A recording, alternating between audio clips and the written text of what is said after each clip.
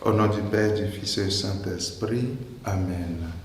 Nous sommes au mercredi 18 janvier 2023 de la deuxième semaine du temps ordinaire, année A.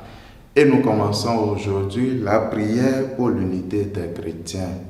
Frères et sœurs, œuvrons et prions pour que l'unité pour laquelle le Christ lui-même a prié soit une réalité. De l'évangile de Jésus-Christ selon saint Marc. En ce temps-là, Jésus entra de nouveau dans une synagogue. Et il y avait là un homme dont la main était atrophiée. On observait Jésus pour voir s'il le guérirait le jour du sabbat. C'était afin de pouvoir l'accuser.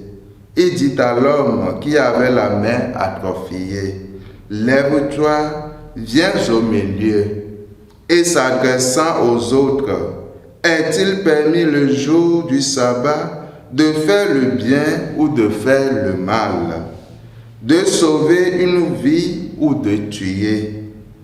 Mais eux se taisaient.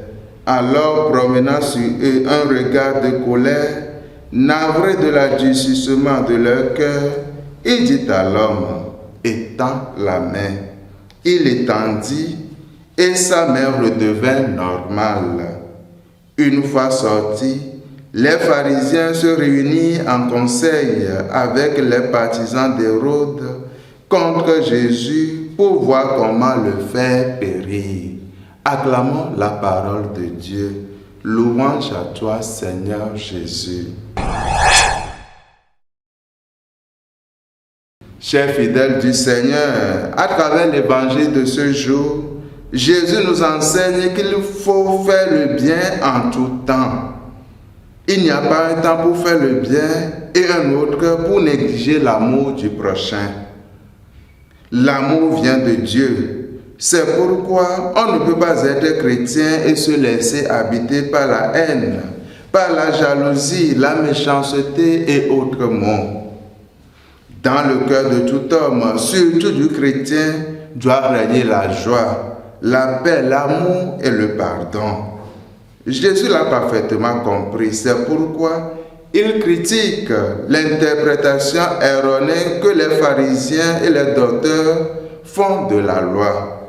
Cette interprétation qui ne laisse pas de place à la miséricorde.